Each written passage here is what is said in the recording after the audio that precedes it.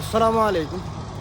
চলেন আপনাদেরকে দেখায় আজকে ভিডিওতে যে কীভাবে শেড থেকে গরু বের করা হয় এবং শেডগুলো পরিষ্কার করা হয়। সম্পূর্ণ ভিডিও কন্টিনিউ করুন, তাহলে বুঝতে পারবেন। তো আমি এখন শেডের ভিতরে আছি। এটা মানে মিডলের অংশ। এটা এ পাশ দিয়ে শেড গরু আছে এবং এই পাশ দিয়েও শেড গরু আছে। তো এখন যেটা বেশি খারাপ হয়েছে সেটা পরিষ্কার করা হবে।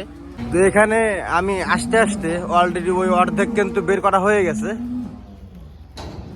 তো এখন এই অর্ধেকের গরুটা বের করা হবে এবং এই শেডটা সবচেয়ে বেশি খারাপ হয়েছে এই পুরা খামার জুড়ে। তো এই শেডটা সর্বপ্রথমে ক্লিন করা হবে। তো সেটা আমি আপনাদেরকে দেখাবো যে কীভাবে শেউল দিয়ে এই মাটিগুলো নিচ্ছে বা ট্রাক্টর দিয়ে। কারণ ওই যে ওইখানে কিন্তু ট্রাক্টর দাঁড়ায় আছে, ওই ট্রাক্টর দিয়ে মাটিগুলো সব বের করে ফেলে দেওয়া হবে। আমি সেটা আপনাদেরকে দেখাবো যে কীভাবে এখান থেকে মাটি বের করে ফেলা হচ্ছে। গরুগুলো বের করে নেই আগে।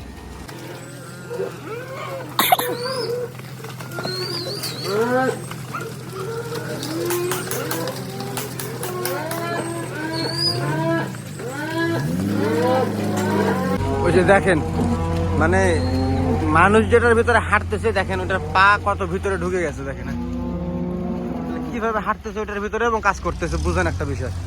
যা হোক, সেটা কথা না, কাজ করতে হবে, এটা হচ্ছে বড় কথা। যে এখন এই শেডটার পুরা অবস্থা দেখেন কি হয়ে আছে পুরাটা। এই সবগুলো কাদা, এগুলো ওই ট্রাক্টর দিয়ে নেওয়া হবে আর কি, এবং ওই বাইরে কিন্তু ফেলে দেওয়া হবে ওই বাইরে। আর এখানে আরেকটা জিনিস, সেটা হচ্ছে সূর্য উঠছে। আপনারা হয়তো বুঝতে পারছেন, এগুলো সূর্যের মানে তাপটা যদি বেশি হয় তাহলে খুব দ্রুত শুকাবে। তো আল্লাহর কাছে দোয়া করি যাতে করে আল্লাহ তাআলার বৃষ্টি না দেয়। এই খামারের কাজগুলো যাতে শেষ করতে পারি ট্রাক্টর দিয়ে, সে তৌফিক যাতে আল্লাহ দেয়। খুব দ্রুত খামারগুলো পরিষ্কার করার চিন্তা ভাবনা আমার কফিলের। কারণ এই একদিন আগে হইলে একদিন পরে করে না।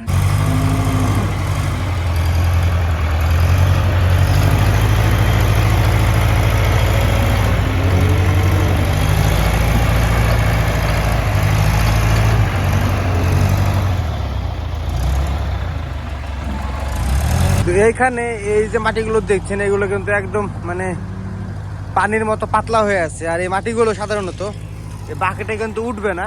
তো এখানে ফার্স্টে কি করা হবে, যে দেখেন মাটি নিয়ে আসা হচ্ছে বাইরে থেকে, পুরাতন মাটিগুলো।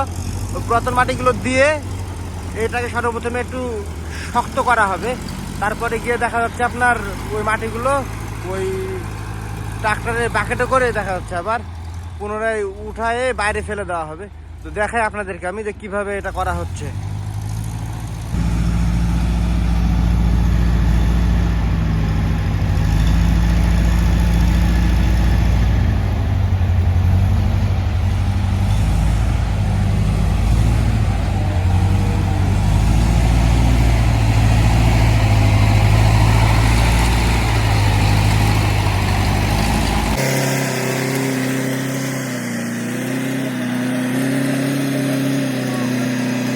এইভাবে দেখা যাচ্ছে আপনার পুরা শেড এইভাবে যে দেখেন, যে জায়গাটাতে নিয়েছে ওই জায়গাতে কিন্তু আর কাদা নাই, দুই সাইডে কাদা আছে।